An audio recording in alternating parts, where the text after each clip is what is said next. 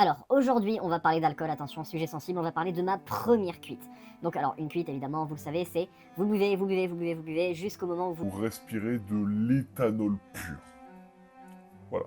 Ça, c'est une cuite, et aujourd'hui, on va parler de ma première cuite. C'était il y a à peu près 2 ans et demi, c'était en 2023, en juillet. C'était la période où je bossais à... La Chrono Drive. Voilà, donc ça, je vous en parlerai un jour aussi. Et donc, j'avais un jour de libre. J'avais un jour de libre, et la veille, je me dis, bah, on se dit avec un pote, on va sortir. On va aller au cinéma, on va se faire une petite soirée tranquille, et puis après, on ira à un bar, quoi. Voilà. Bon, très bien. On va au cinéma, on va voir... Oppenheimer. Voilà, pour me donner de bonnes idées ensuite. Bon, on voit le film, très bon film, on va au KFC, machin, et ensuite on va aller au Saloon, voilà, à Jeanne d'Arc, les Toulousains savent. Donc ben, on y va, et fermé. Merde. Bah d'habitude c'est le bar où on va là, donc on est un peu embêté, mais on se dit, bon ben c'est pas grave, on va en trouver un autre, enfin voilà, ça va nous faire découvrir. La vie est faite d'expériences, finalement. Bon, et ben du coup on marche dans Toulouse, on cherche des bars, mais on trouve pas grand chose, c'est pas terrible, y a pas trop d'ambiance, et on arrive au bar basque. Donc voilà, place Saint-Pierre, vous connaissez évidemment. On arrive au bar basque et aucune ambiance, rien du tout, personne danse, pas trop de musique, pas trop de monde même. On prend un shot, machin, et on va ailleurs. Et là mon pote dit, Ouais, je connais un bar là, j'y suis allé une fois avec une pote, si tu veux, on y va. ok, d'accord, il me dit, ça s'appelle le... Choupitos. Ok, bah je connais pas, donc vas-y, c'est parti. Donc il m'emmène à Toulouse, vers Esquirol, et il est là, il me dit, bah tiens, c'est là, là. Là, non, là, c'est une bâtisse abandonnée, c'est une ruelle, là.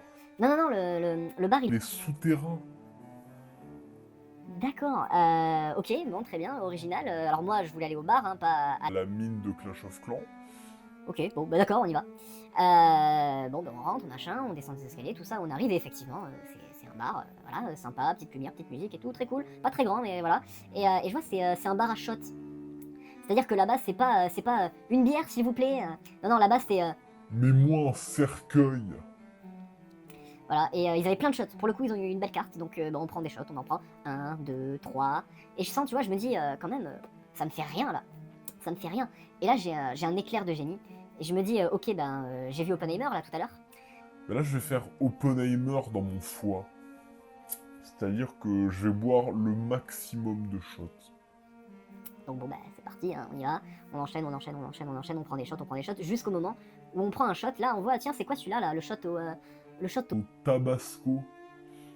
Alors je connais les shots, je connais le tabasco, hein, la sauce qui pique, tout ça qui arrache vraiment pas mal, mais alors le tabasco dans le shot, je connais pas. Et comme je l'ai dit un peu avant là, si vous vous rappelez, si vous suivez, La vie est faite d'expériences. Donc là, tu vas mettre ton shot au Tabasco, s'il te plaît. donc le mec il me sert, hop, c'est parti, petit shot au tabasco, et là, De la lave en fusion qui coule dans ma gorge. voilà, donc là je commence à sentir que ça tape. Et évidemment j'ai... Tous les shots d'avant. Ils viennent taper aussi. Donc là je suis bien, là je suis un peu... et je me dis, bon voilà, je vais être un petit peu bourré, ça va être rigolo. J'ai jamais été bourré avant. Ok. On boit, on boit, on boit. On prend les shots. Par 5. Vous savez, vous pouvez les prendre par 5 parce que c'est un peu moins cher. Hein. Au lieu de 7 euros, c'est 5 euros. L'affaire du siècle. Et on en prend, alors on prend des shots enflammés. Je me rappelle à un moment, mon pote, Renverse un shot enflammé. sur le bar, Le bar qui est en bois. des flammes sur un truc en bois. Bon, le serveur éteint, bien évidemment, pas de soucis. Et là, là, les amis, je ne me rappelle pas, tout simplement parce que... J'ai fait un blackout. c'est-à-dire que là, je n'ai que des bribes, j'ai que des flashs. Et je me rappelle d'un moment où je vais aux toilettes, je reviens des toilettes, et je dis à mon pote, bon, on fait quoi là? Donc, traduction, allez, viens, on sort, on va faire un truc, je sais pas, on va dehors. Et il me dit, Ben là, là, on reprend un verre. ah, encore? D'accord, bon. Alors, on reprend un verre, du coup, on reprend un verre, on en reprend deux, trois, pas beaucoup, mais on en reprend. Et alors là, je me rappelle plus, mais je sais juste qu'on a joué au baby-foot avec des gens, complètement torchés, et donc, bon, évidemment, On s'est pris une branlée. voilà. Et il vient le moment où on sort du bar, donc on y va. Et là, c'est le vrai blackout qui commence, c'est-à-dire que j'ai que des flashs, des petits flashs, des petites bribes, tout ça. Et alors, je sais pas trop comment, mais j'ai des petits flashs. À un moment, on est chez moi. Voilà, transition. C'est comme dans Naruto, j'ai fait Shippuden. C'est-à-dire que j'étais à Toulouse, magie, je suis chez moi. Bon, ok. Là, je suis chez moi et je suis en train d'essayer d'ouvrir la porte, machin. J'y arrive pas avec les clés et tout, je suis trop torché, je suis trop pété. Et là, d'un coup, la porte s'ouvre et c'est ma grand-mère. 4 heures du mat. qui m'ouvre la porte. qui nous ouvre la porte, parce qu'il y avait mon pote, bien évidemment. Et victoire, je vais me coucher, je m'affale sur mon lit. Out. Mais c'est pas fini, évidemment. Il y a après. Qu'est-ce qui s'est passé pendant cette soirée? Comment, voilà. Alors déjà, je me réveille. Premier réflexe, je regarde si j'ai mes clés, mon téléphone. Je tâte mes poches, ok c'est bon, j'ai mes clés. Je sors les clés comme ça. Mais c'est pas mes clés, ça. C'est pas... j'ai pas mes clés. Ah, bon. Ok, ok. Je me lève, je vais voir mon pote, et il avait mis mes clés dans mon sac. Et moi j'avais ses clés, je sais pas pourquoi. Il commence à m'expliquer. Donc il me dit... Ouais, machin, t'as vomi et tout. Bon, pas très glorieux, mais je me dis, bah... Ça arrive, hein, la quantité d'alcool que j'ai bu, évidemment que j'ai vomi. Il me dit, Non, mais t'as vomi dans le métro. Merde, dans le métro, bon là c'est un peu gênant. Non, non. Dans la rame. C'est-à-dire que j'ai pas vomi, genre là où je prends mon ticket. Non, j'ai vomi Dans le wagon. Avec des gens, du coup. autour. Bon, voilà, désolé à eux. Et ensuite, donc, on est arrivé à la station de métro où je descends. Pour rentrer chez moi, il faut savoir qu'à pied, il y a 15 minutes, vous voyez, pour rentrer chez moi depuis la station de métro. Et il me dit, ouais, là, on l'a fait en... 2 heures.